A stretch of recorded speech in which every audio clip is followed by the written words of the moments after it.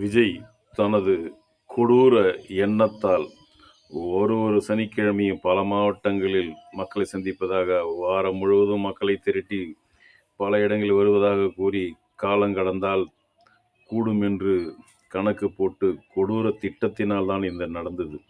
தினந்தோறும் சந்தித்திருந்தால், நீ மக்கள் தலைவன் என்கிறாய், மக்களுக்காகத்தான் வாழப் போகிறேன் என்றாய். என்ன மயிருக்குடா நீ வந்து வாரம் வாரம் பார்க்க போகின்றாய்? மற்ற நாள் என்ன புடுங்குகிறாய் அங்கு? இன்று மக்கள் 39 பேர் இறந்து விட்டார்கள். இதற்கு என்ன உன்னால் செய்ய முடியும்?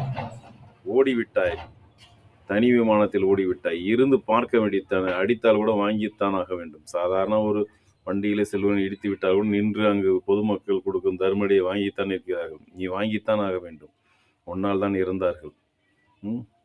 ஏன் அடுத்த நாள் ஞாயிற்றுக்கிழமை குடிக்காமல் இருக்க முடியாத? திங்கள் முதல் என்ன பண்ணுகிறாய்? ஒரு இலங்கை தமிழ் பெண்ணை திருமணம் செய்து கொண்டு அதுவும் கூட வாழ முடியவில்லை உன்னால். 39 பேர் பல மாவட்டத்தை சேர்ந்தவர் இருந்திருக்கிறார்கள்.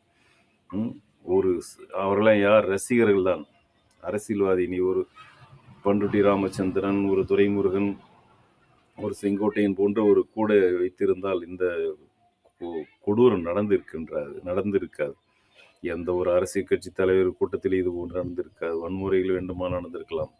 ஆனால் இது போன்று அவ்வளோ பெரிய ஆளா நீ? சாதாரண பிளாக்கில் 100 ரூபாய் டிக்கெட்டு 1000 ரூபாய் விற்று கொள்ளையடித்தவன் தான் நீ. ஒரு வெளிநாட்டுக்காருக்கு டியூ கட்ட முடியாத, வரி கட்ட இந்திய அரசாங்கம். நீயா வந்து நியாயத்தை பேசுகிறாய்? லாட்டு சீட்டு விற்பனை கூட வைத்துக்கொண்டு நீ என்ன நியாயமான ஆட்சியை கொடுக்க முடியும் உன்னால்? உனக்கு இவ்வளோ ரசிகர் இருக்கிறது என்ற 2 வருஷத்துக்கு முன்னாடி ஆரம்பித்தாய். ஒரு இடைத்தேர்தல் நிற்க வேண்டியதானே? உனக்கே தெரியும் தோற்று விடுவோம் என்று.